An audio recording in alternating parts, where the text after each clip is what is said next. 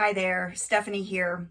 I want to talk about a really important element of MTSS, which is alignment across the tiers.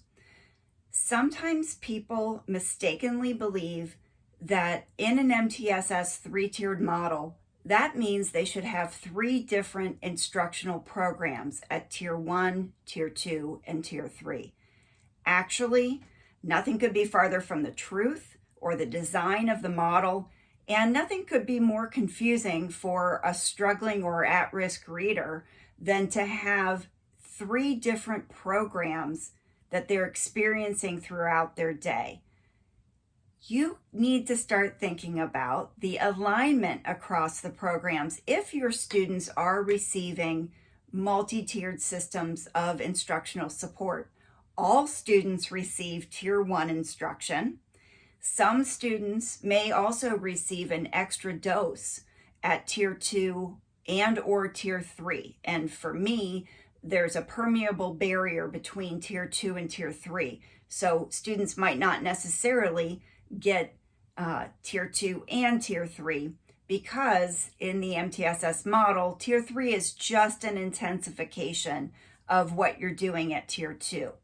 So if students are experiencing different instructional or intervention systems, it's really important for us to make sure that those systems are aligned, that students are experiencing the same instructional methods, they're working on the same skills, they have the same instructional routines, the same vocabulary, the same scope and sequence, right?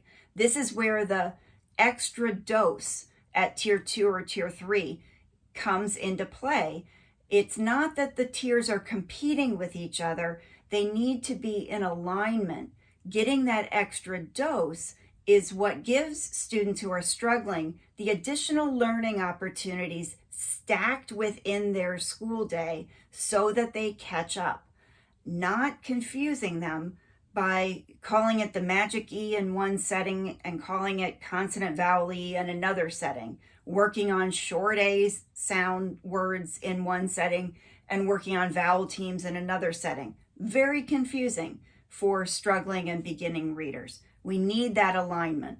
So what do we mean when we say increasingly intensive instructional support? What makes the instruction more intensive?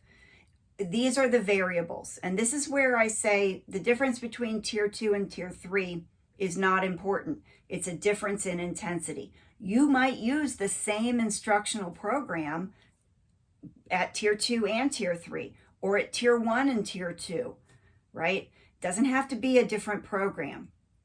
What makes it more intensive? Spending more time, focusing on the skill that the student is missing. That is intensive instruction. Spending a longer duration, so a longer intervention time period makes it more intensive. Smaller group size, it makes more opportunities to respond.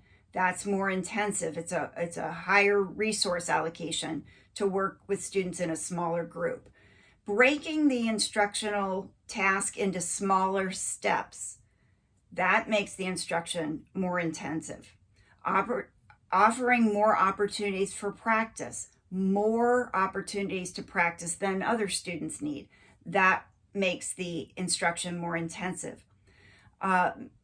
It becomes more intensive when we have individualized incentives that are part of the environment, and when we have multiple professionals and the child's family members involved in the problem solving.